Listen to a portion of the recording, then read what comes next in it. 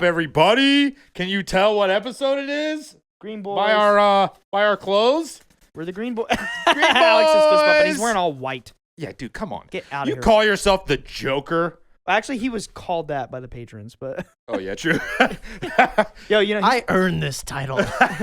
he's run with that, dude. He's got like all Joker merch at the house now. It's hilarious. You Yeah. want to know how I got this title? Wow, bro. We live in a society. We definitely live in a society, bro. We record in a podcast. Yeah. So this episode is about something that we, the three of us, constantly talk about and constantly reference, and actually, it's a concept that I was never really aware of. Shout out Nick Hinton. I was put on to this concept by him, and like ever since I've heard about this, I've like dug into it, and it's just really blown my mind. And it's the concept of the Green Man. The Green Man. The as Green like Man. as like an archetypal trope? Yeah, Call it's it you could say it's like a mystical association, but yeah, so we were looking this up, and like just to go over the origin of the Green Man, so everybody's on the same page and everybody knows what we're talking about here. Yeah, and also I think it's we throw around the word archetypal a lot, and if you don't know, it's like when we say archetypal, it means it's not one entity. It's not like there's one Green Man. You know what I mean? It's like a template. Like a template. Like a Perfect. Like a template. Like it's like a template that exists somewhere behind the veil of our shared reality, existing somewhere in the like cosmic forces of nature, et cetera, and it's like manifestations of consciousness that serve the same purpose every time they incarnate. and constantly incarnate throughout this reality that we share together. You know, a really good example that is also green, but maybe not Green Man. Link from Zelda. Yeah. He's an archetypal force, and technically, all three of them are Link, Zelda, and Ganondorf. They all reincarnate, and they serve the same purpose. Yeah, so and Ganon is green. when you hear us use the term archetypal, that's just kind of what that means. And so today we're talking about something we reference all the time: the Green Man. The Green Man. That archetype is what we're going to talk about. And the three of us, like outside of the pod, when we're just texting and catching up about the pod and shit like that, our chat is called the Green Boys. Yeah, our text chat, We're the three of us, we're the it's called the Green Green Boys. Yeah. So before we go into the like really cool like Hollywood theories and how they've implemented the Green Man, we wanted to get into a little bit of like the origin of the Green Man. So just right off the cuff, Googling it, the Green Man was let's see, it's from traditional pagan folklore culture, but as you know, if you get deep into studying where that even comes from in the first place, like Druidism and stuff like that, it all in one way or another comes from the mystical traditions of Egypt, which were not pagan. They were expressly focused on like the laws of reality, you know. So it's not a thing then that starts with like Norse mythology and Loki. It goes even further back than that. Yeah. So yeah, that's. I should look more into that and double check. But Okay. the first reference of the Green Man, as we're referencing it now, publicly was in the 1600s. Let me find it. Hold on 1 second. The Green Man. I just Googled it and I had like a really good description. It's something that once we get into a little bit here, it's going to contextualize a lot of the pop culture media that you as the viewer experience regularly and have experienced in the past. Oh yeah.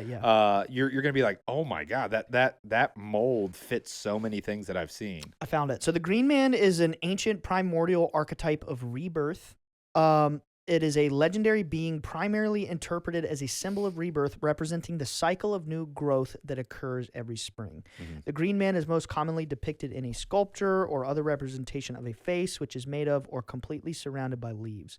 Now, were you going to say something? Well, two things, but the first one is, does that mean that we are in prime Green Man season right now? Yeah. Because we're in it's the spring? Yeah, I'm going to get into yeah. that. And the Nice. veneration of All right. Osiris at the spring equinox back in 'cause ancient Egypt. I read something about Osiris just now. Oh, yeah, he's green. He's green. Yeah, He's he's literally often- yeah. green. Osiris came to me in a dream. I've already talked about that in great length. And he was green. Yeah, he was green in my dream. Yeah. And then he turned like the dream morphed and I was chasing frogs and they were all green and like that's something really cool to go into. So Osiris is one of mankind's most ancient archetypes of like a savior figure, Like a Christ-like figure. or like a Like precursor to Christ. Yeah. Yeah.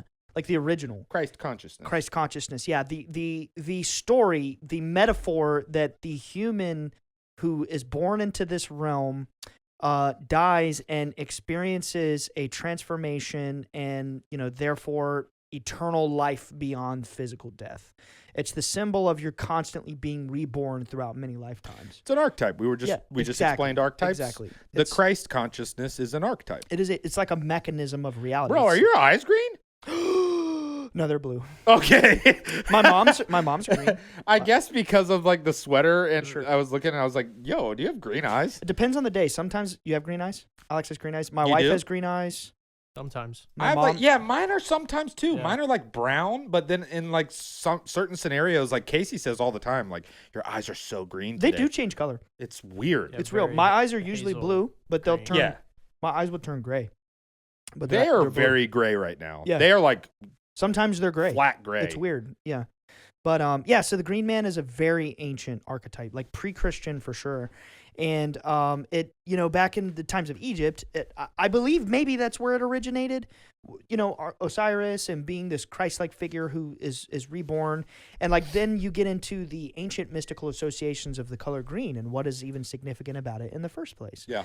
And like if you understand, because we're New Age dripping and we got our crystal drip. New Age dripping. You know we Yeah. say New Age dripping. We got the chakra necklace. We got the motherfucking chakra bracelet. We always got crystal drip. Anyway, if you understand, like back in the ancient times, that's where the chakra systems come from is Egypt and India, and in the Far East, and the most important chakra, I would argue, is the heart chakra. It's the green one. It's the green one.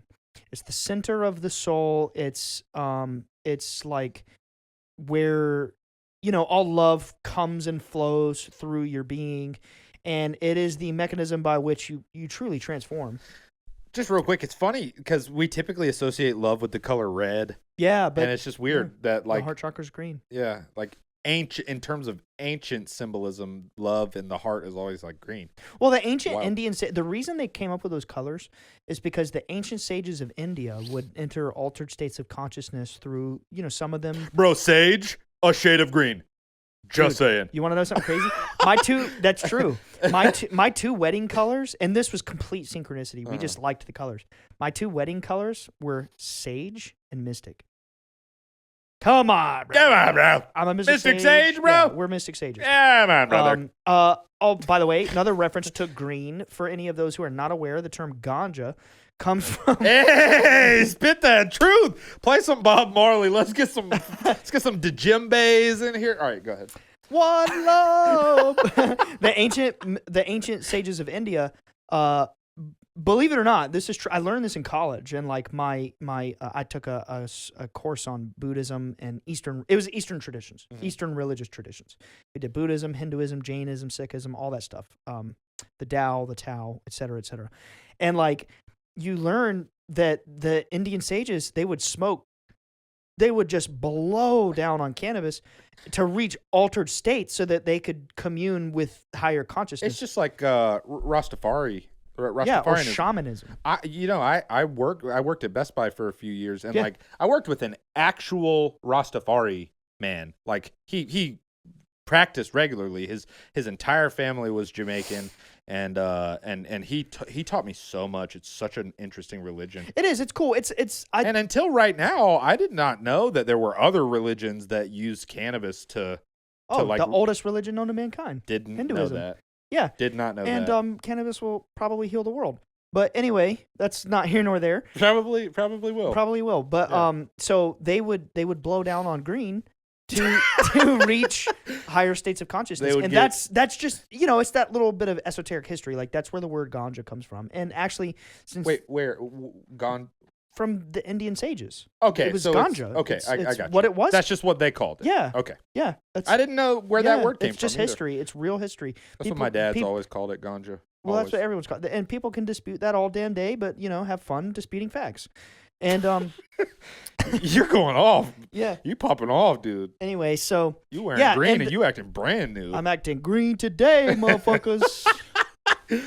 Better Yo, respect. It's time that we also let our audience know we want to shine a special spotlight on one of our favorite green men in our lifetimes, in our generation. Are you Yeah, man, I got to. So this is somebody who, like, from my earliest formed our childhoods. Oh yeah, from my earliest memories, this was my dad's favorite comedian, and he showed me every movie this man ever made, and I grew up wanting to be this man. Yeah. I grew up so inspired by him.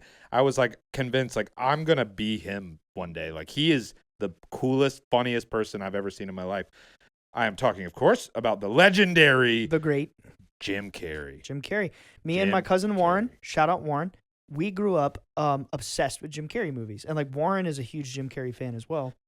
And yeah, like same thing. In my childhood, I didn't see all the Jim Carrey movies. Like I wasn't always allowed to watch all the rated R ones. Yeah. You know, like I never saw Me, Myself, and Irene.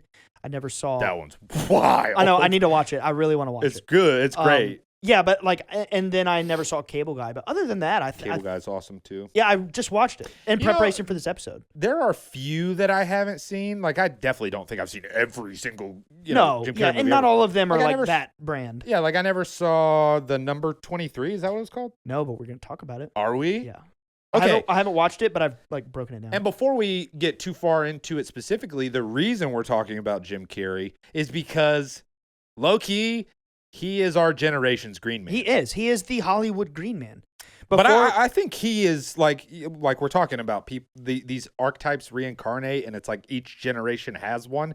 He is the Green Man of our generation. Well, I would say, like, I would take it a step further, and like I kind of like built upon this in the last episode where I wanted to come and say, like, I have a theory that Hollywood or whoever's at the top of humanity is kind of like greenlighting certain mystical themes to be put out. And I believe Jim Carrey may have been chosen by the industry to be the Green Man. Like he was presented in a way. And by the end of the episode, I don't think it's going to be that crazy to people.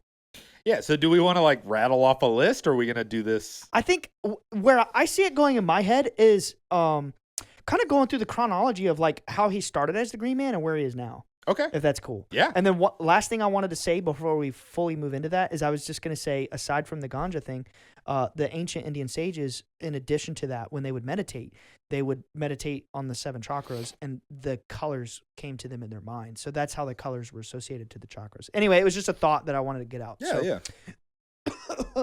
Yo, first off, favorite Jim Carrey movie? Me? Yeah. Dude, you're going to think this is wild. Nah. Sonic 2.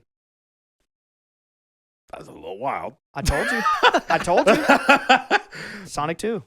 But dude, I was fair, moved. man. I was moved. I was taken aback by, first, how good that movie was, but second, how hilarious he was in that movie. Because in the first one, he was funny, but he was definitely reserved. He was like, they had him on a leash a little bit. Yeah, for sure. This one, they let him out the cage, and he is unhinged. So let's come back to Sonic, because that's his last movie. That might actually be his last movie ever. He said in an interview, like, he's done acting. He's taking a break. Mine is probably Ace Ventura. It's which one? The second one? Yeah. When Nature Calls. Yeah. I watched that last week. I watched both. My favorite is the first, only because I saw it more as a kid. Yeah. But they're both hilarious. Yeah. And we're gonna get into that. All right, cool. And I'm getting too excited. Yeah. No, dude, definitely. Like I'm ready to nerd out. Like I in the last 2 weeks, I have watched 5 Jim Carrey movies. 6, I thought. It's 6 with including Sonic. No, it was 6 including Sonic. Yeah.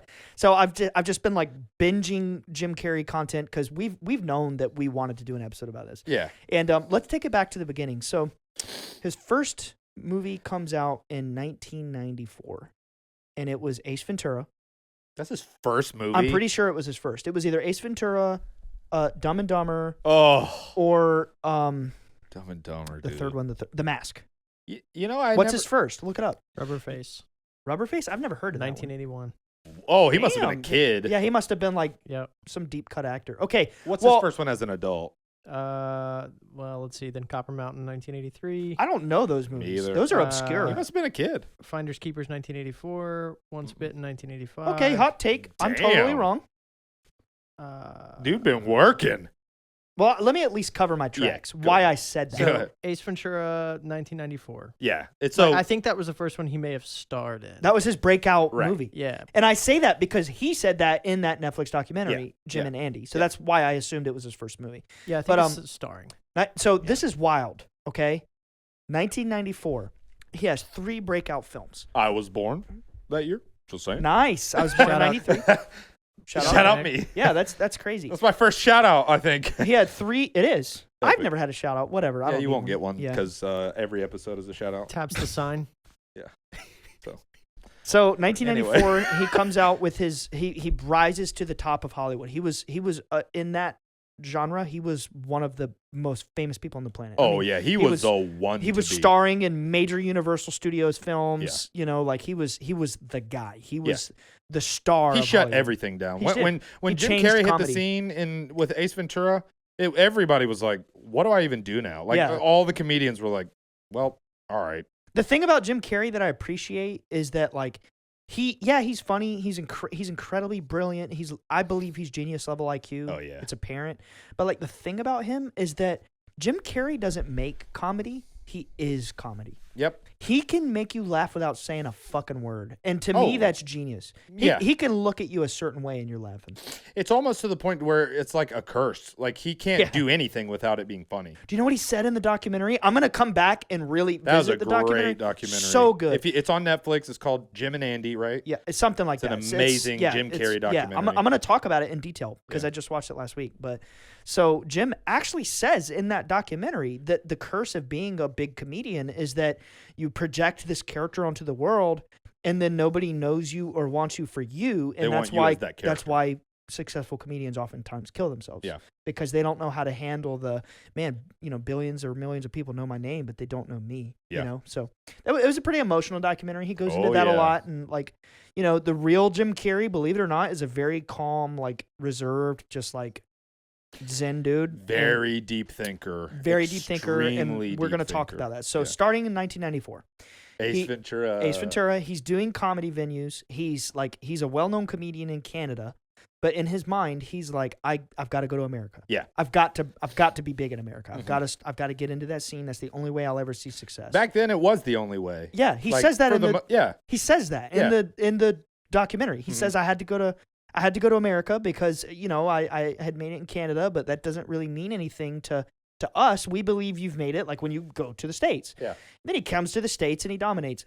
Ace Ventura comes out, Dumb and Dumber and The Mask. Right off the cuff, we have 2 of those films are incredibly significant for setting up like mystical aspects of Jim Carrey's career. Ace Ventura. Yeah. At first glance, it is a stupid movie. When you watch, when you watch the movie from the lens of like how are they blending the mystical or the occult into this film, dude, the whole movie. When's the last time you watched it? Like probably many years ago. No, I watch those movies every year. Nice. Yeah. So in the movie, he's actually like the only smart guy. Yeah. You think you remember it as a kid. He's this blumbering idiot. No, he has laser sharp intuition, and his intuition and following his gut is what has him solves the case every time. Yeah, and he has genius level memory. He's actually the smartest guy in the movies by leagues, but he acts But so he's silly. goofy. Yeah, but we remembered him as kids as like being really stupid, but it's the opposite. He's a genius. He's a genius, and he solves every case. Dude, it's hilarious because in the first movie, he's like picking up on his intuition, and like by the time the second movie comes out, do you remember in the beginning, he drops the raccoon? I just watched that like 2 weeks ago with Leah and Jonah. Nice. The second one. In the second Ace Ventura movie, it starts off and he's literally like a Zen Buddhist. Well, it starts off, he drops the raccoon. Right. It dies. He goes into a dark... traumatizes him. Yeah. And then they find him and he's a Zen Buddhist up in a mountain in like Tibet. He's literally like meditating like this with a bunch of animals around him and shit. But he's looking up towards his third eye. Yeah. Remember that's he's like this. Yeah. He's like crossing his eyes. He's looking up towards his third eye, which is the esoteric mudra. Yeah. Remember looking up towards the pineal gland.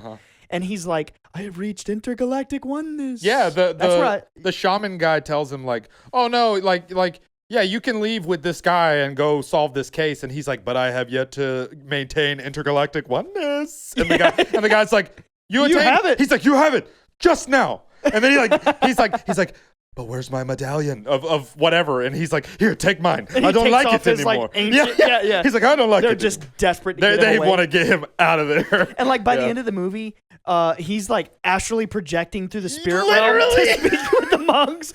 And Dude, like, he straight up astral projects like a Jedi. like a Jedi. Oh my god. Oh. And dude, remember this? He's Wow, I he's- never made that connection. he's traveling through the forest, and he's like, Oh. at one point, he literally says, and I quote, "As a being of light, I must show compassion to all living things in nature." Yeah. A being of light. Yeah, and then he's like, "But I'm not touching it though." They're talking about the great white bat. The bat. Yeah, What's it called? Shakaka.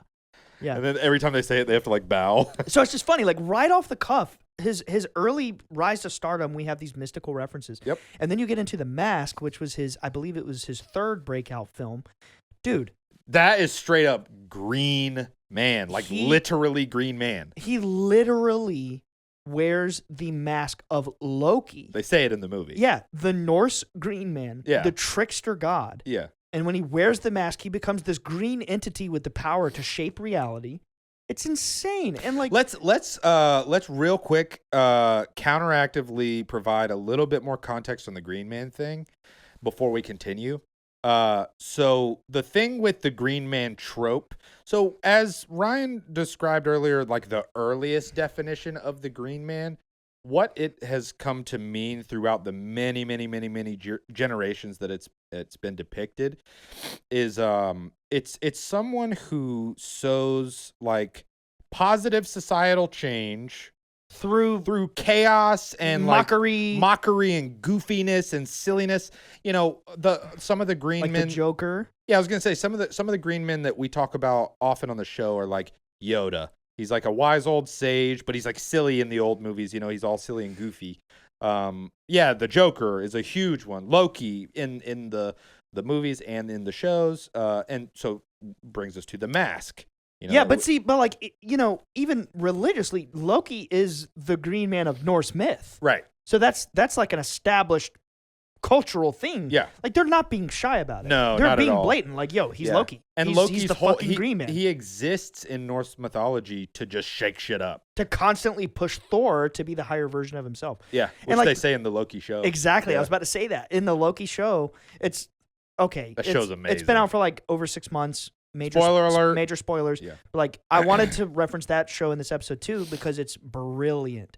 It's brilliant that Loki, this villain that we've all know from the Marvel films, he's the first major villain of the Avengers film. Yeah. You know, and then like where we're at now in the Marvel Cinematic Universe is he is going through an inner journey. He's like opening his chakras, transforming, and now he's becoming a hero on the hero's journey. Of his and own, it's just crazy. It's like this multiverse. Like even the villain of the past has a hero's through journey. the multiverse, through different lives, through different incarnations, goes through the hero's journey and eventually sees the light at the end of the tunnel. It's just insane, you know, that they showed that esoterically with the Loki show. Yeah. And the cool thing about that is when Loki is talking to the Owen Wilson character, remember he says, "What's it going to take for me to, you know, reach this freedom or whatever?" And the Owen Wilson character, you got to work. he slams his fist on the table. He says, "Work." And then the next scene, it shows this elevator going down an extremely futuristic, it's like a multiverse police, what do you call it? Police station for time sort of cops. thing. They're time cops. But they show something that looks like exactly like a human spine. Yeah, it's like chakra work. Yeah. Yeah. And then there's another elevator going up it too. Yeah. And that's esoteric. You always have the two spiraling up and down. Going up and down the staff of Hermes or the staff of Baphomet or the staff of Moses, et cetera, et cetera. So it's just cool. Like I literally think in the Loki show, they were esoterically demonstrating it takes chakra work, the energy going up and down the spine, you know what that means, to come out on the other side free and enlightened. And so back to Jim Carrey, he does the mask. He's literally Loki. He's literally the Green Man. And also, like Ace Ventura is totally a Green Man. Oh he behaviorally. Yeah, but also he affects positive change through being a goofy idiot. And intuition. That's the whole. That's the whole thing. Is just be in the flow state, be silly, goofy, but like do it for the ultimate good. That's Ace Ventura. He's silly, he's goofy, but like he's playing 3D chess and he doesn't even know it. Yeah. You know, he's just like being himself, being goofy, silly, and by doing that, he's solving the cases. Like Yeah. Yeah. Dude, also so funny, like pet detective. He's solving pet crimes. It's so dumb. And then like let's see, fast forward to Cable Guy. Yeah. So the movie Cable Guy, I just watched that for the first time 2 weeks ago. Yeah.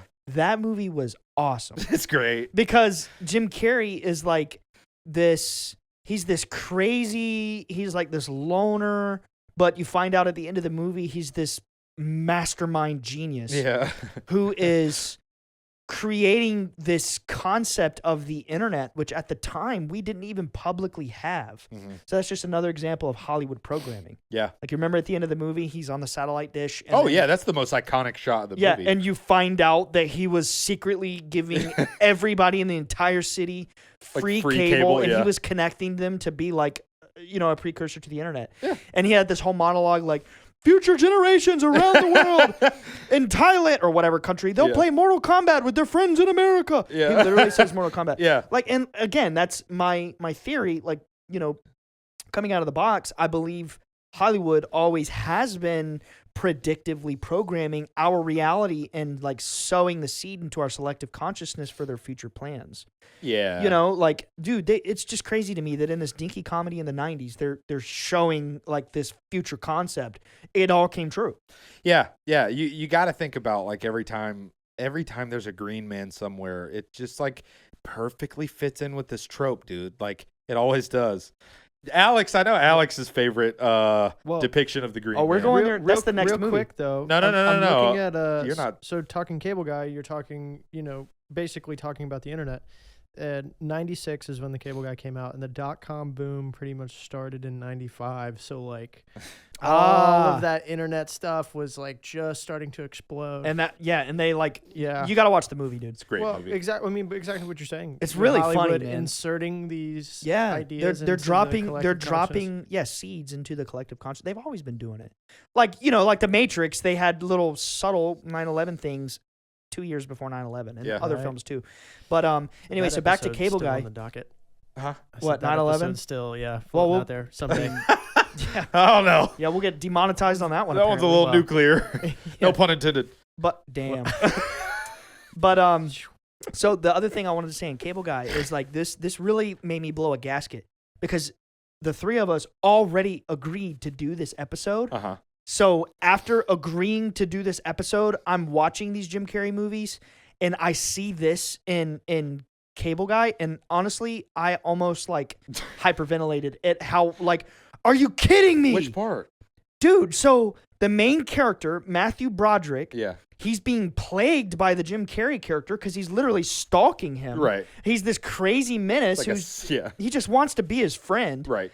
And another example of a goofy, bumbling idiot, but in reality, he's a genius, incredible genius. Yeah. And you find out in all of Jim Carrey's movies, pretty much, he's this like gifted genius. Yeah. He's always this trope of this goofy, gifted genius, and he has a nightmare that the Cable Guy character is coming to his house, but in the nightmare, he's looking through the peephole, and Jim Carrey's character, I don't remember the name.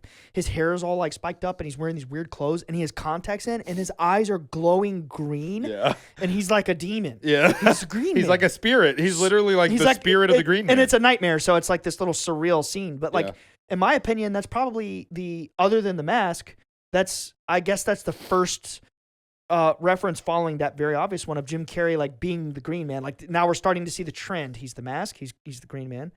Cable Guy, they put that in there. Also, you could stretch a little bit and be like Ace Ventura is all about nature, which is green, whatever. Yeah, but the Mask was not subtle. So obvious. He is blatant. The green man. And then we fast forward a few years. I believe it was 2001 when this movie came out. One of the most famous Christmas movies of all time. Oh my gosh. The Grinch. Yeah. And he's literally green head to toe. He's this green beast. By the way, the movie is about healing your heart. Right. Hello. The story in general. The Heart Chakra is green.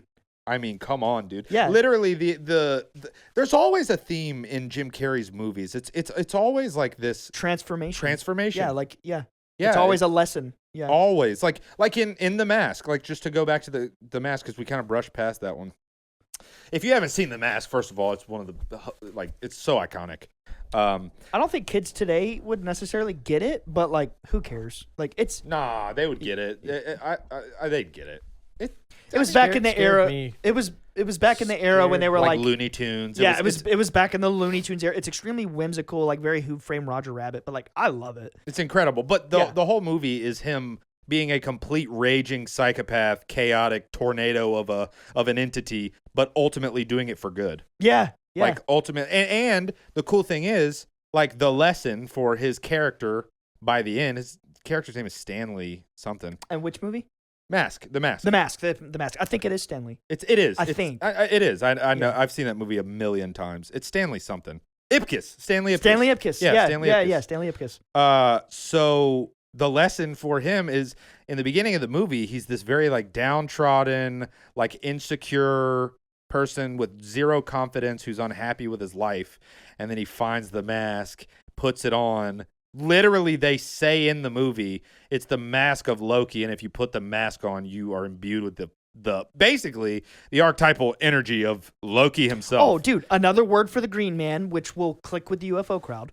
Trickster. Trickster, We didn't say that. Yeah, that's No, you mentioned that. You mentioned that Loki is the trickster god, but yeah, but that's the connection there. Like the trickster that everybody talks about now. I felt like I had to say that. Yeah. But by the end of the movie, through, like, this weird symbiotic relationship with this Loki mask, Stanley Ipkiss as a character has grown as a person, has become more confident. Yeah. Is like, his entire life is transformed. Before, he was like, he had a terrible car that was broken down. He didn't have any love in his life. He was alone. He was unhappy. By the end of the movie, he has everything he wants. And it's because he just let go. He just decided in that moment, he was like, I got nothing else to lose. I'm going to just put this mask on. Who cares? So I was showing Jenny clips from the mask, but Yeah. we just didn't have time to watch it. What's up? Speaking of that theme, you have Yes Man in 2008. Oh, we're heading there. We're Whoa, doing dude. chronological. But you skipped over a good one. Which one? Truman Show. Oh, I didn't know when that came out. I didn't know when We that can't came skip out. it. 98. Yeah. Okay, so we're gonna wait. We're not there Bruh. yet. We're in the mask, and we're in 1996. No, because you just said 2001 Grinch. Yeah, well. Oh, yeah, good point. Good you point. skipped Good to the point. Grinch. Okay, we're gonna go back to Truman Show. Yeah. and then Rebirth, life, death, and Honestly, rebirth. there's not really much to That's say it, right there. about I the summed it up. Grinch. Everybody's seen the Grinch. What? I mean, like The Grinch is awesome No, there's definitely things to be said about the Grinch. and like, my favorite. is it your favorite? Oh yeah. That's your favorite Jim Carrey movie? That or the Truman He Show. always wears the Grinch socks. He was wearing them today. Oh, literally, big, yeah. big Grinch Yeah. guy. Yeah, I'm glad you reminded me about the Truman Show. In my mind, I was gonna go next to, Let's talk Truman Hey, Show. I'm just trying to earn my dinner, man. Thank you. Let's talk Truman Show, and then we'll go a little bit into the Grinch. And so Truman Show is one of the most esoteric films of all time. Oh, I remember what I was gonna say. We skipped over Liar Liar. Oh my God! That's- When did that's- that come out? 97. 97. Oh, we got to talk Liar Liar. So I was gonna go into Liar Liar. So funny. So Liar Liar is also a profoundly spiritual movie because, again, he's a very gifted, smart individual. He's a highly successful lawyer, and it's hilarious because he's pining to be at the top of his career, at the top of the law firm, but like he has this little son, and he like really loves his son, but Yeah. he never has time for his son. He prioritizes his job over his family. Right. He ends up divorcing his wife at the beginning of the movie. Like he's an asshole dad by accident, but he Right. actually loves his son. It's a Yeah. really sweet little movie, and It's like a great movie. the premise of the film, occult magic. There's always some mystical shit in Jim Carrey movies. Always. If it's subtle or blatant, Yeah. it's always there. It's the Always. profound message is always there.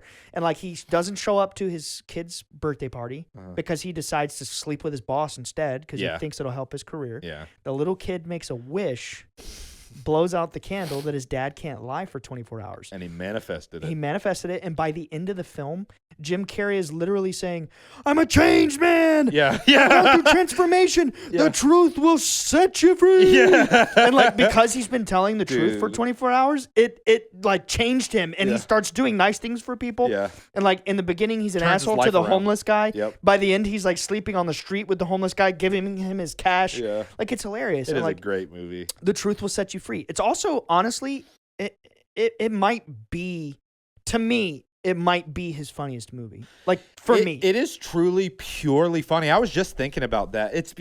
I think it's because it's the physical comedy. well, It's- he is the king of physical comedy. Yes, that's a good point because he does such a good job in Liar Liar of like when he's trying to lie, his body like recoils. Like the point with the pen. The pen Yeah. is blue. He keeps going. The pen is blue. He's trying to say the pen is red. He's like, the pen is royal blue. Like he can't say it. Yeah. Yeah. So that's one of the reasons it's so hilarious is because, but oh shoot, dude, I lost my train of thought. Liar Liar. The reason it's so funny. Oh, yeah. I think the reason that it's so funny is because of the premise. The premise is like airtight funny. Yeah. Here's a guy who it's impossible for him to lie. That's already a hilarious premise. Yeah. And then you put Jim Carrey on that? And also, like, he is an asshole. Complete asshole. So he only... Remember, like the lady in the elevator Yeah. and shit? You have huge jugs. Oh, my God.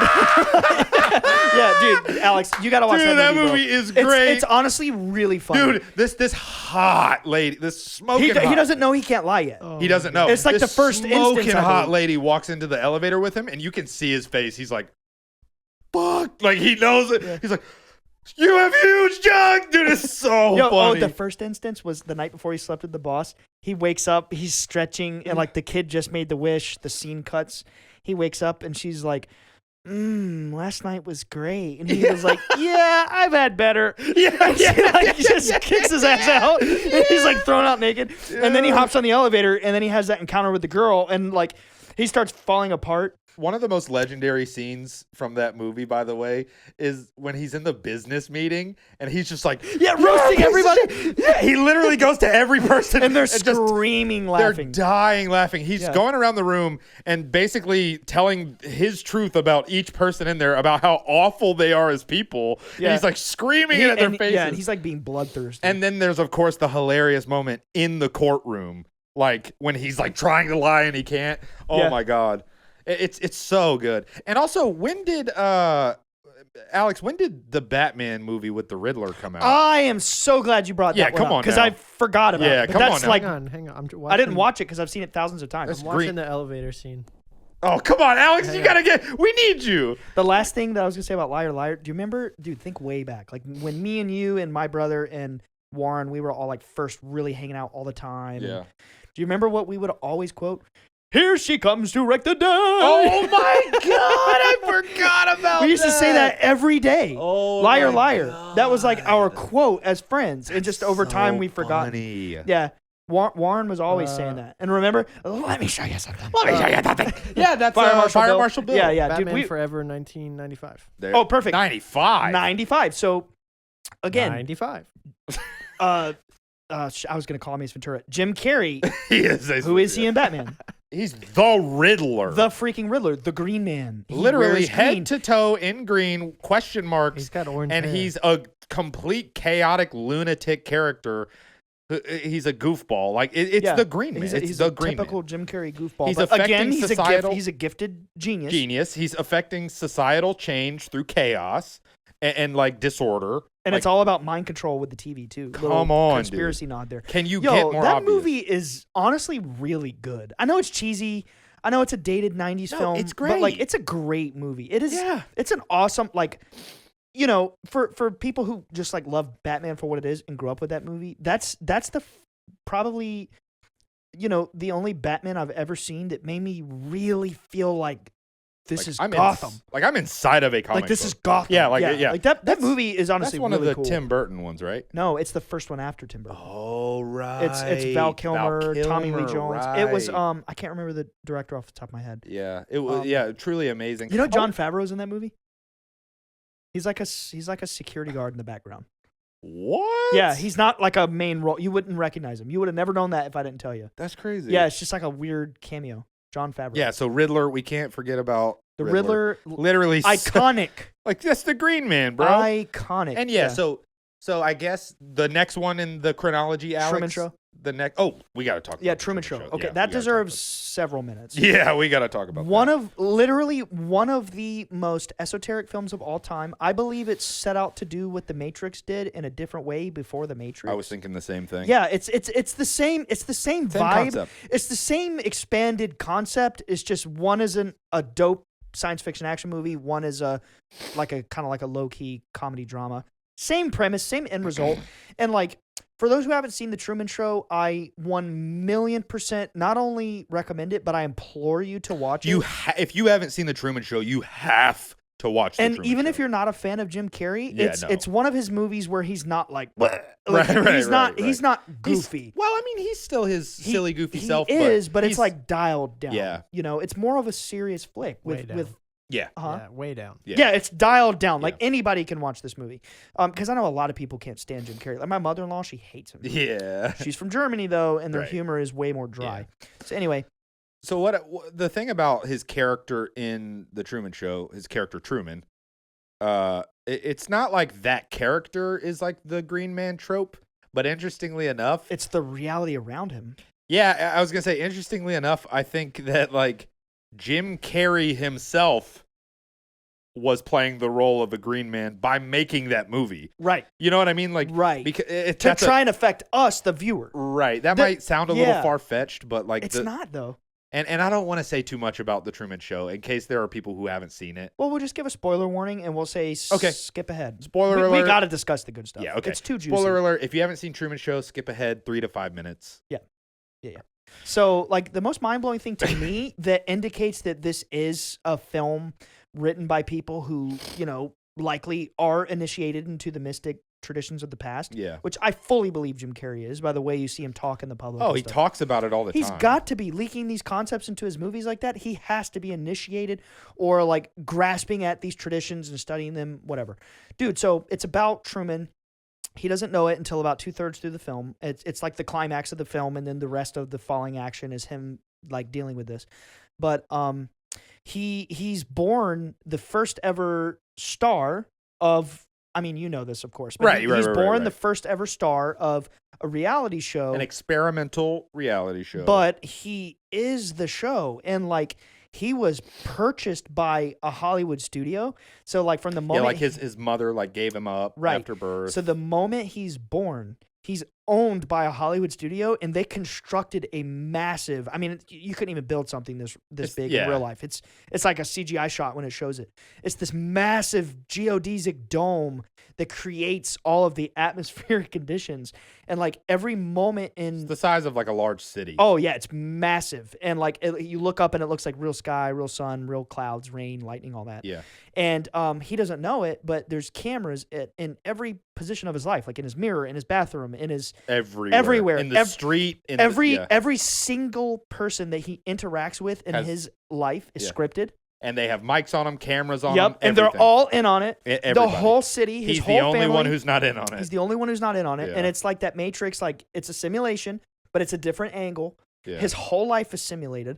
And like he deals with figuring that out 2/3 through the movie, and it escalates. And like he starts to see the cracks. He starts to notice the synchronicities. Like, wait a minute, I see this person here every day. Isn't that weird? Yeah. And like every time he tries to like escape or he notices it's like a tree that fell down that he can't get past, or like all the flights are booked. They constantly manipulate the city to like derail him and get him off track. And the thing to me that signifies that this is probably a profoundly esoteric movie is the first sign. This is honestly, man, I hope this doesn't go over people's heads. This is like deeply occult shit. Like this blew my fucking mind when I saw this in the movie. The first sign that he noticed, like, that's weird. Like that shouldn't happen. One of the cameras fell from the top of the dome and smashed beside him, and it was called the Sirius 9. Yeah, Sirius, like the star. Sirius, like if we understand anything about esotericism, especially like the Freemasons and ancient mystical societies, believed that the star Sirius is the mystical source of light that is the sun behind the sun that animates the spiritual realities. And like our souls are like channeling energy from Sirius to go up the evolution of consciousness, that spiral. Wow. So like I never noticed that the camera was called the camera Sirius. is called Sirius. It's Never written on the noticed that. camera. It shows it. That's so cool. And anybody at home, Alex, maybe we could put a photo of this in the screen right now while we're talking. Yeah. Like you could find, I could send you a photo. Yeah. But like one of the most famous Masonic iconographies is the Pillars of Boaz and Joaquin, which is a totally different concept. Right.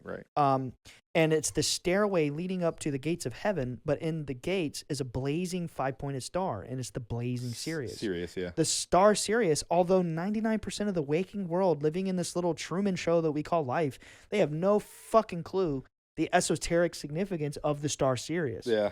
And that just goes right over their heads, and they go right back to sleep and close their eyes. But like, that's profound. I did not know. That's some Masonic shit. Yeah. Yeah. So, you know, that's where I'm coming from, that like the references that are throughout a 20+ year span of Jim Carrey films that they keep slipping in there. It never ends. It never ends. Well, it may have just ended with the last movie. Right. We're the last movie we're going to talk about. But it's crazy to me because it's a clear indication that there is a multi-generational plan from Hollywood to plant these seeds throughout time to like steer our subconscious minds. Yeah. I don't know if it's good. I don't know if it's bad. I couldn't claim to know. I just know that it is. Right. You know? It's happening. I'm not trying to speculate. Like, is all Hollywood evil? Yeah. No. Is all Hollywood good? No. Yeah. We don't do that. We don't know. Who Yeah, knows? We don't know. There's bad and We there's just good, see the whatever. patterns. So Truman all. Show, mind-blowing. And then, you know, I don't want to spoil too much of the movie, but Definitely watch it. He does make it out of the simulation. Yeah. And what was the next movie after Truman Show? Well, we were talking about the Grinch. The So- Grinch. Yeah. Technically, Simon Birch. I've never seen that I've one. never seen that. Oh my gosh, that's a good one. And then Philip Morris. When did that I've never come seen out? that And then Man on the Moon is after Simon Birch. Oh, That's a good point. So let's go there. Okay. And then we'll come back to like Grinch. yeah. What was Well, the one after Grinch? There's only Yes, one ma'am? between Man on the Moon and Grinch, and that's me, myself, and Irene. I haven't seen that one either. So good. I want to watch that one. But anyway, so Man on the Moon, I was going to end up there eventually because what's cool about this is Man on the Moon is a movie that Jim Carrey did in the 90s. Did you watch the movie too? Not yet. It's so I want good. to. It's I haven't had so time. Good. But so Man on the Moon, I'd never even heard of it until a week or two ago when I was researching for this episode. Man on the Moon is a real life biopic, like dramatized. It's a biopic. Yeah, it's Jim Carrey playing the role of legendary comedian Andy Kaufman. Uh-huh. And Andy Kaufman, growing up, that was Jim Carrey's idol, who he aspired to be. Andy Kaufman is another like absurdist comedian. Very absurd. He was arguably he like was a green man. yeah. Like Andy Kaufman's like arguably the founder of like absurdist comedy in the modern era. Yeah, I mean, he was in the mid 1900s, like saying shit that was not accepted at the time. Yeah, He was honestly really funny. He was Yeah. a major troll. Mhm.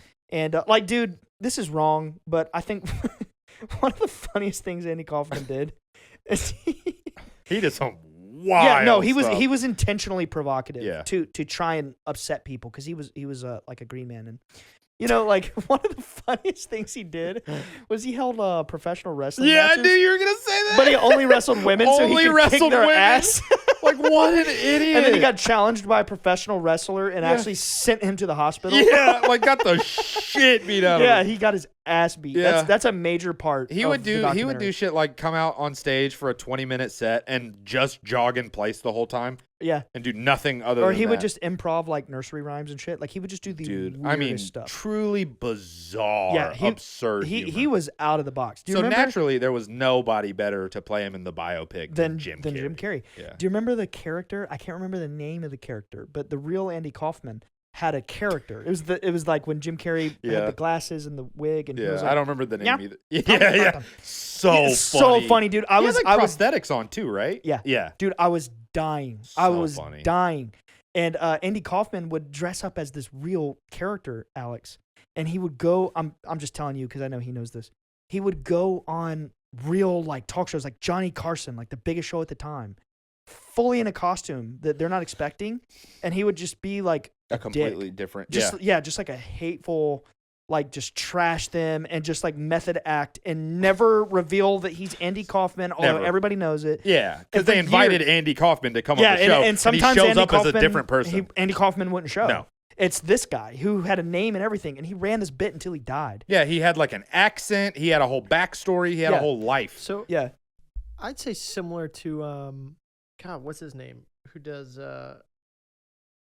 man, I'm blanking. I'll Sacha come Baron back. Cohen? Yeah, exactly. Yeah, I yeah. knew you were But thinking. see, him. that's Yeah. that's true. He did end up That's a doing green that. man. Yeah. That's a green man. Oh too. yeah, for sure. But he does the same thing where he Yeah. goes on these talk Yeah. shows as different characters. Yeah. But Andy Kaufman was the guy. Like he. Right. And I'm so sure imagine, that's the so inspiration. imagine this. So this is crazy. So imagine how wild Andy Kaufman is and all the wild shit that he did. Then imagine they're making a biopic about him, In and the Jim 90s. Carrey is going to play him. But wait, there's more. You ready for this? Not only No. does Jim Carrey play him, but the entire time that they are filming this biopic, Jim Carrey is in character as Andy Kaufman. The entire And time, Alex. does for what, 3-4 months? Something like that. Yeah. never once leaves character. When he goes home, when he goes to sleep, he was doing. When he's not in costume, I love that. Dude, you've got to watch this shit.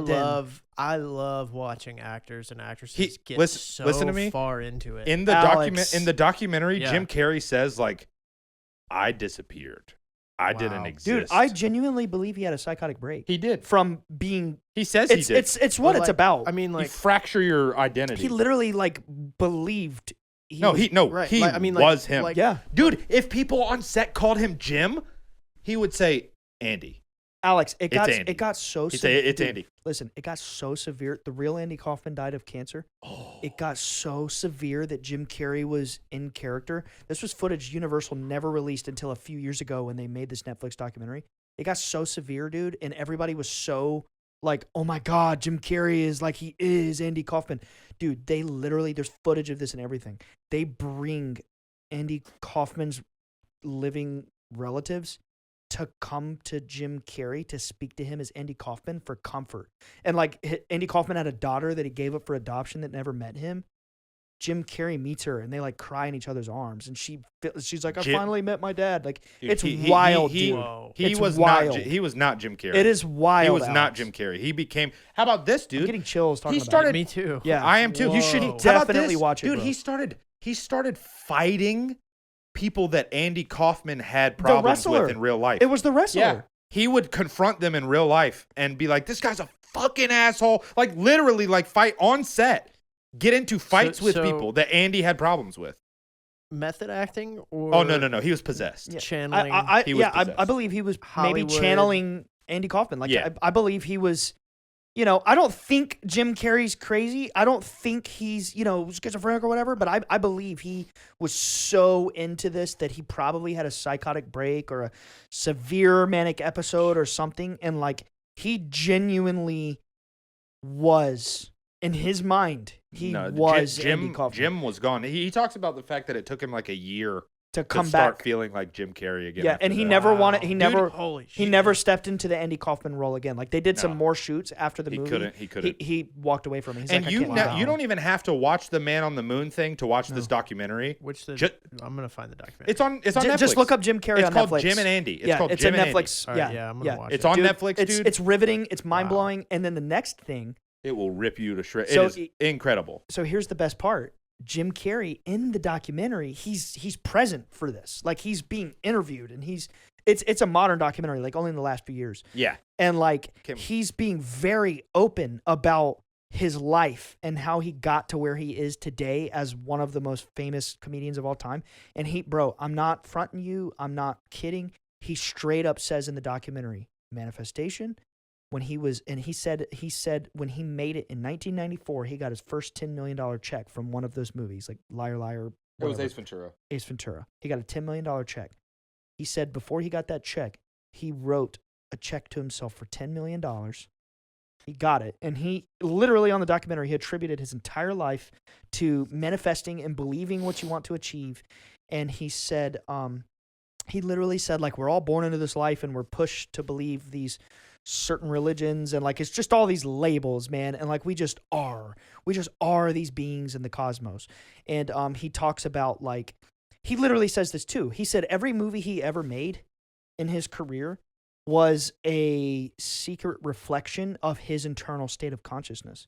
And like if you pay attention to his movies, for real, he's a genius, bro. He talks about Alex, he cries in that documentary. He talks about playing the Grinch. Yeah. In the documentary, he talks about playing the Grinch and how, like, he became the Grinch.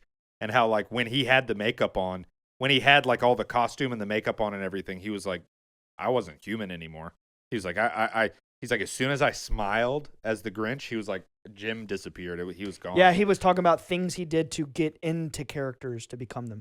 But Rituals. Yeah, because it trains the subconscious mind. Yeah, but so yeah, the documentary is profound. I'm gonna watch it again. You should, man. Like, after hearing this conversation, it's we profound. watched it when it first came out, which was like 2018. Yeah, it's not a very long time ago. Yeah, but it's again. profound, and like the thing he leaves the interview with, he starts getting really deep. Because like, let's be honest, dude, the footage it shows, Alex, some of it is very hard to watch. Some of it is because it's just hard. Straight up Jim Carrey being an asshole to the set, because like he's being Andy Kaufman. And apparently Andy Kaufman was extremely in the character, difficult in the to work character, he plays Andy Kaufman and the character that Andy Kaufman played. Yeah. So like half of the time that Jim Carrey's on set, he's playing that character and he's just being an ass to everybody. And like people had breakdowns and like had to quit and like attacked Jim Carrey because they couldn't take it. He would not back off an inch. Universal Studios was sending warnings. Like the director was freaking out. He was having panic attacks. Bro, Jim Carrey gets an invite from Hugh Hefner to the Playboy Mansion. Jim Carrey shows up as the character and gets kicked out. And all that footage is on the documentary. It's hilarious. Yeah, but that documentary it's definitely hard to watch sometimes, but in a good way. It's like, yeah, but it's like I'm so fascinated. Oh, anyway, yeah. so you can't look. It's like a train wreck. Yeah. You So cannot look moral away. of the story, like I just think it's profound that from his own mouth, he's telling you like manifestation. You will attract what you believe, and the last thing he says is, like we're just playing characters. But what if you played Jesus?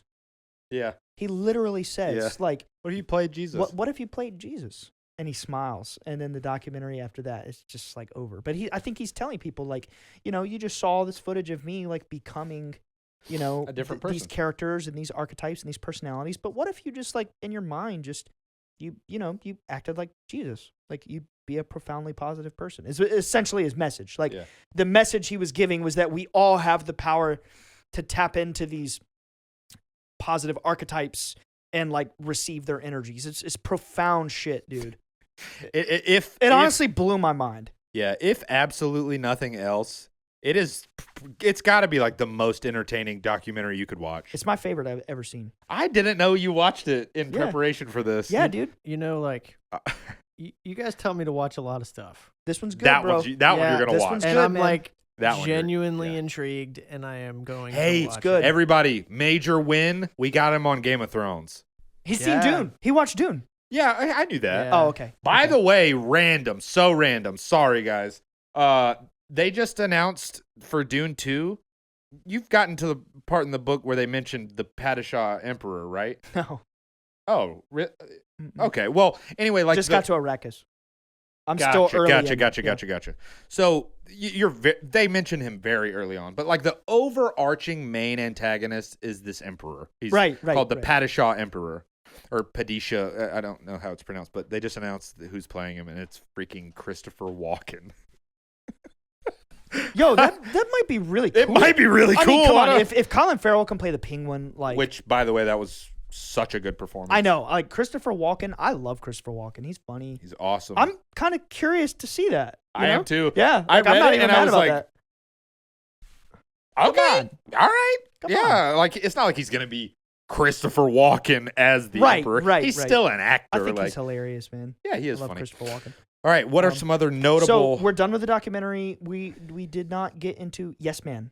Oh, Yo, also Bruce Almighty. Oh my God, he's God. He literally is God. He literally becomes God. Like have you seen Bruce Almighty? That's mystical shit. You have. Oh, I think so. Okay, that's a God. That's a good one. That's a good one. I think so. Yo, like he literally becomes God in one of his Hollywood movies. Yeah. Come on, like it's on the nose.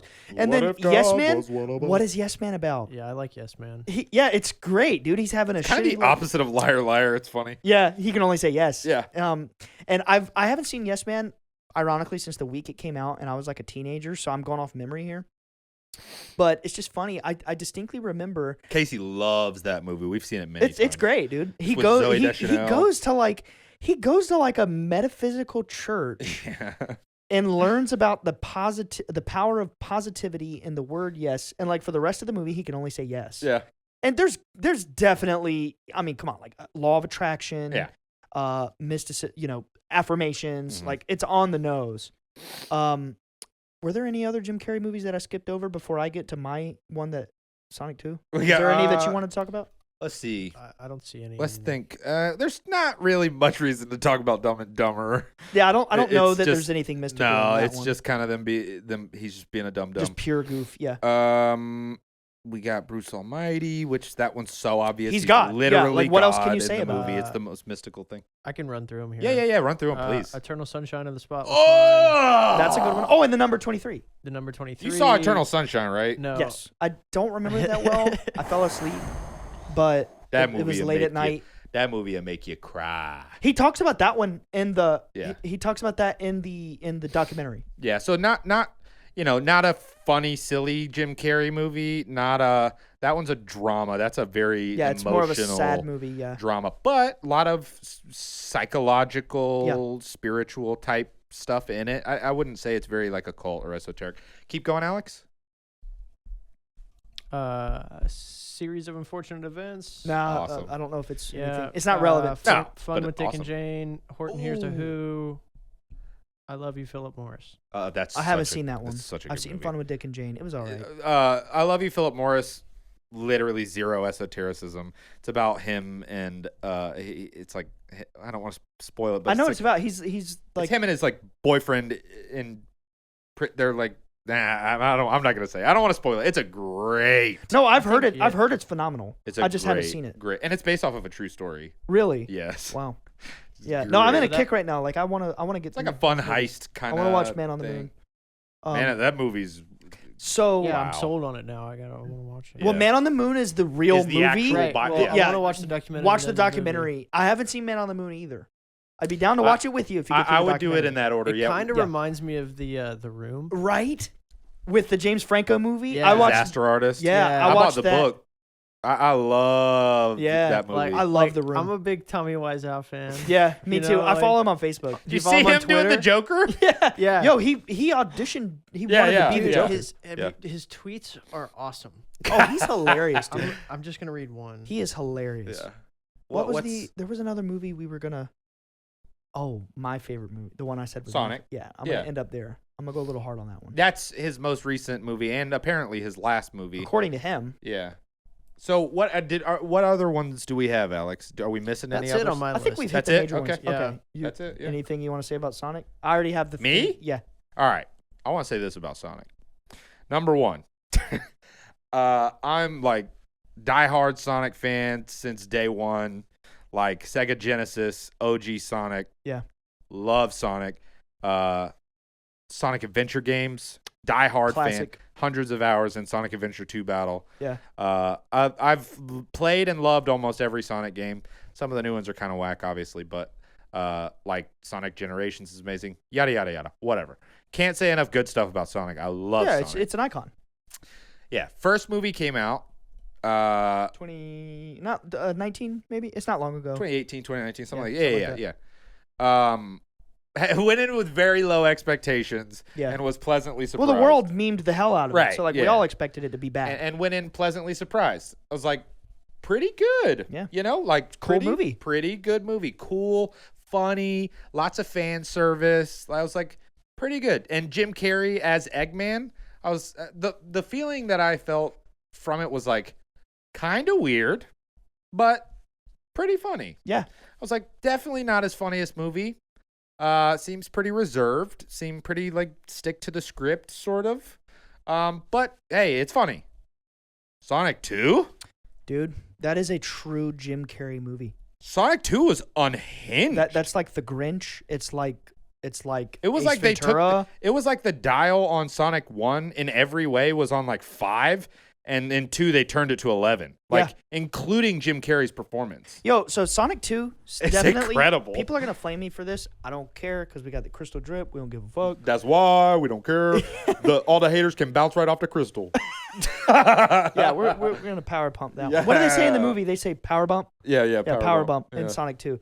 That movie is literally my favorite movie of the year, and like that's saying a lot. Like, dude, Batman just came out. I'm a Yeah. huge Batman What nerd. else came out this year? Everything Everywhere All at Once. You saying Sonic 2 is your favorite over Everything Everywhere All at Once? That's Yeah. fine. I'm gonna let you. I love Everything that's Everywhere cool. All at Once. I think it's objectively a better movie, but no movie has made me feel inside the way that Sonic 2 made me It was feel. incredible. It was hilarious. The way it made me feel. Yeah, it was hilarious. Was very It was good. Pure fan service, like to the T. So many references. It was funny. It was to me the humor was 10 out of 10. Like it was genuinely. That's not an exaggeration. It was genuinely a funny movie. Like so not in funny. a cringe way. Like if the first Sonic movie was like, huh, oh, that was kind of funny. Like a lot of nose laughs. You know that thing where you just like, Yeah, like, that's silly. yeah, whatever. No. We were in the theater We were like in cackling. tears. We In were cackling. tears. It was Yo, so funny. So like, let's get into it. So so funny. this killed me so bad. The first shot. The first shot of the movie. Yeah. So at the end of the first movie, and I promise this is going to be relevant to the Green Man. Yeah, for thing. sure. It's gonna end Jim Carrey's Green Man career and beautifully with a package it bang. with a an pretty explosion. wrapped bow on Yeah. a gift. Like Yeah. it's like I am the Green Man. And yeah, you're Yeah, welcome. it's insane. Yeah. And so the first movie ends. He gets sent through a portal and he ends up on a mushroom planet. It's just a planet with only mushrooms. Yeah. The Everything on the planet is made of mushrooms. Literally everything. Yeah. The second movie begins, and it shows these intricate close-up shots of his immaculate Rube Goldberg devices out of rocks and like coconuts and wooden slabs and shit. Not coconuts, but like little like natural things. Yeah. Like, and he's doing this monologue. He's speaking like the Rube Goldberg device is doing all these elaborate little intricate designs to roll this stone down to crush a mushroom. And it's a scene that goes on for like 30 seconds to a minute of these intricate workings. Yeah. And the stone crushes a mushroom and a little bit of juice comes out of the mushroom into a cup. And then Dr. Eggman, Jim Carrey's character, he sips the mushroom and he's like, he spits it out. It's nasty. And then he goes on this entire monologue like, I spent 237 days trying to perfect the perfect mushroom drink. And he's just like, blah, blah, blah, blah, blah. And he's like, but in the meantime, I did have a breakthrough on my other project. Yeah. And he turns around and he has this massive like interdimensional satellite station that like can open portals for the multiverse and shit. It's just so dumb that he has all this intricate work. And dude, it's funny. Rolling off of shrooms. Yeah, bro. and like, for like 200 plus days, he's stranded on a mushroom planet eating and drinking mushrooms. Nothing but mushrooms. Mushrooms. So like, it's funny, man. I bet you the writers are like, yo, how funny would it be if we had Jim, like Eggman, just constantly tripping on mushrooms. Yeah. And like from the first movie to the second movie, he is 100% wackier. Yeah. So like, it's funny. Like he's just been blasting mushrooms for a year. Almost a year, and he comes back and he's like, he's the fully realized Eggman. Yes, he is. And like, yeah. dude, it is classic. Like, think The Grinch. Yeah. Think Dumb and Dumber. Oh, Maybe not yeah. Dumb and Dumber. Think Liar Liar. Think Ace Ventura. Think Jim Carrey's Peak. Jim Carrey, 10 out of 10. Jim Carrey, 10 out of 10. Yeah. This is Sonic 2. Yeah. It is Jim Carrey at his, like, I am Jim Carrey status. Yeah. The Riddler, like, it's funny as fuck. It was dude. truly every word that he said was hilarious. The physical comedy, like, it was so funny. And like, yo, I always find it funny when Jim Carrey raps because like it's intentionally so lame. Yeah. Which is like what I do. Which makes like, it funny. Privately. Yeah. And yo, like if you watch the Netflix documentary, you'll see that even in the 90s, he was doing like lame parodies of rap. Like, well, he's also a huge hip hop fan. Exactly. You know what's funny? He's a huge hip hop and metal fan. It's always. Oh, dude, his favorite musician, his favorite artist of all time is Cannibal Corpse. This is his number one favorite band. They're in Ace Ventura. Yeah, because he walks through a Cannibal Corpse concert because he's such a big fan. Oh my god, dude. Yeah, that's why. Oh my god. He's a diehard like metalcore and hip hop fan. He's literally like he's always been our inspiration. Like since we were kids. Yeah, That's want insane. to be I didn't him. know he liked metal music. That's super cool. Cannibal Corpse is his number one all-time favorite band. Yeah, that blew my because obviously I pay attention to metal. Like I'm obsessed with metal. Yeah. So like watching Ace Ventura 1 last week, he was walking through the At a Cannibal Corpse concert. He gets on stage and he's like asking the guy questions, and the guy's like, and he's like, "Thank you." I don't remember that as a child. I found that so funny. But anyway, so Sonic 2, the movie is incredibly esoteric. Oh yeah, surprisingly so. Big spoilers for Sonic 2. Mm-hmm. We're gonna wrap up after the Sonic episode. So like, if you ain't seen Sonic yet, bye. Yeah, bye. Like, you do not want this spoiled if you're a Sonic fan. No, you don't. This movie's dope as fuck. So anyway, the whole movie is about, obviously they're just like trying to find the Chaos Emerald or the Master Emerald. Yeah. Which literally, Alex, they say this in the movie. It's a crystal. They're literally fighting. 3 different factions are fighting to get their hands on a crystal that takes your thoughts and manifests them into reality. They say this verbatim in the movie. Verbatim. And by the way, it's chaos magic. It's the chaos emerald. It's one giant master emerald, which is green. And it splits into 7. And it is inside of it are the 7 chaos emeralds, which are the 7 chakra colors. The 7 rainbow colors. And so here's the coolest part. So when Dr. Eggman, which is Jim Carrey's character, dude, when he gets the chaos when emeralds, he gets the master emerald and like absorbs its power, he literally, Alex, you gotta hear this one. He literally looks up into the universe and he says, I can't remember because I only saw it in theater. He says something about chaos. He says like, I am chaos. Yeah. And he like turns green. As he's saying that, he turns green. And then he disappears. Yeah. Or he says something like, I have the powers of chaos or something. Yeah. And he disappears. And then when he like reappears, he's teeming with green electrical energy. And he has this black outfit, and he's a god. And his black outfit, all the lining is all green. Yeah. And his eyes are green. He's glowing green, and he's, again, Green Man. He becomes the Green Man, dude. And through his thoughts, he can shape reality. Yeah. And like re-manifest shit in reality. Yeah. So then here's where it gets even cooler. So that's already esoteric as fuck. Oh, remember in the movie, he's, it was either, I think it was in the second one, he's writing shit down on his board, and he's like, oh yeah, this is my message board where I write visions to, messages of myself in the future. It's the law of attraction, man. Yeah, he literally goes, it's the law of attraction, bro. Yo, he literally says the words law of attraction in the movie. They're not even trying to hide it. They're not even trying to hide it anymore. Yeah. I respect that. I think it's even better, And, by the end of the movie, when like Sonic, Tails, and Knuckles are like fighting him, and it's epic. It's like this so epic, mind-blowingly huge action sequence with the Egg Bot. He makes the Death Bot. Is it Death Bot? Yeah. Or the Death Egg. Sorry, the Death Egg. And they're having this epic giant like robot fight sequence, and it's just glorious. It's beautiful. So cool. It's so cool. Yeah. And Sonic, the whole movie, has been struggling with like being lonely and not having the love of like his family and all this shit. Like you don't necessarily need to know all that. Yeah. But the thing you do need to know is when there's literally in my opinion, it's esoteric. There's a sequence of, I think, like metaphorical death and rebirth and Sonic being transformed when he finds love. Yeah. So like literally he's getting his ass beat. He can't beat Eggman. He's with James Marsden and his wife. I can't remember the characters' names. They knock the Chaos Emeralds out of Eggman. Yeah. And Sonic is holding them, trying to absorb them. But he's like beat up, like he can't fight anymore. They're all holding each other. They're cracked. They're broken. He's like, I can't get them to work. I can't use their power. They crumble. And then like he holds his human friends and he says, I love you. And when he says, I love you, he starts to glow. The Eggbot stomps on him. So you have that symbolic death. Yeah. And then the rebirth, when he comes out from the giant robot stepping on him. And he's golden. The emerald enters into his heart and he turns into Supersonic, which is a godlike, like golden, glowing version of Sonic. And he's literally like lifting up the Death Egg like with his hand. Yeah. And like he's a godlike being, and now he has the power to manifest his thoughts into reality. It's the rainbow body, bro. Rainbow body. Rainbow body. The golden body. Right. The golden path of Buddhism. But also, he turned his soul into gold through love. Yes. He achieved the power, the creation of the gods or whatever.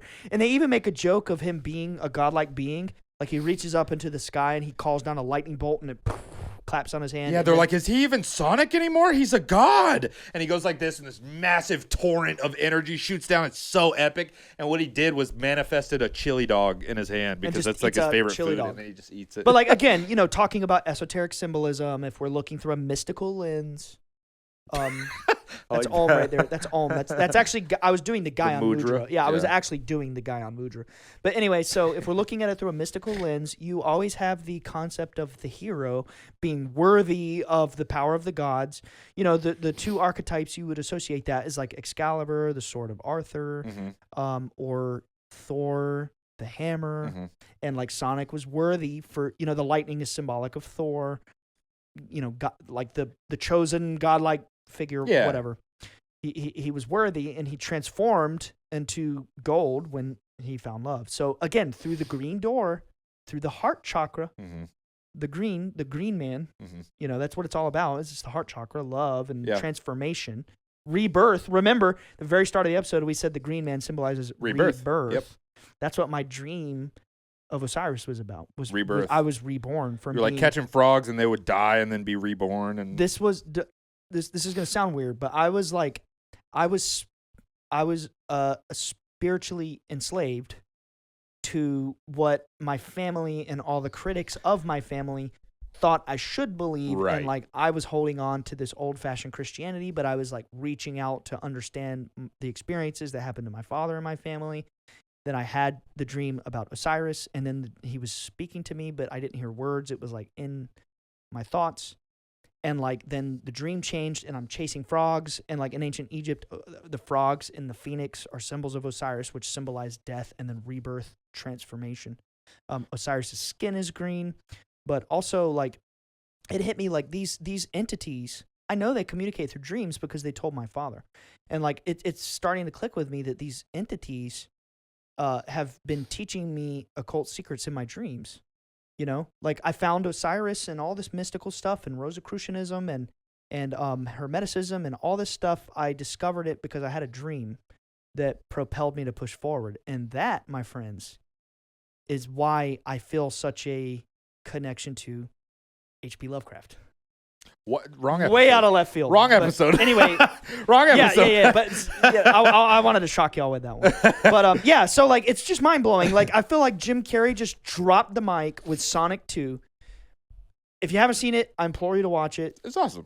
Following our episode and hearing everything we discussed, and Yeah. like through the mystical lens of like observing, you know, the themes and things like that. It was really good. And I feel like Jim Carrey just like dropped the mic and was like, "Yes, yeah, I I'm am the Green Man. This is my last movie Yeah, ever." it's my legacy. Yeah, law of attraction, manifest thoughts into reality, crystals, transformation of the soul from lead into gold It's an through love. extremely Like esoteric it's movie. it's profoundly mystical. Yeah, but like in a positive way. oh yeah, it's awesome. That's the thing about Jim Carrey's mysticism in his films. It's always a positive message. Oh yeah, 100%. Yeah. It's to inflict positive societal change. That's the Right. Green Man. right. That's the I Green think that's Man. if you're confident with that, I think that's a pretty good place to wrap it up. Hell yeah. So if you ever hear us referencing the Green Man in the future, this Now is what you we're talking finally about. are in on it. Yeah, this is what we're talking about. All right, GBs, let's give them a BG. So what is GB? Green boys. Oh, green. All right, okay. green boys, let's give them a bye, guys. You ready? Yeah. On green. On green? Green. Bye, guys.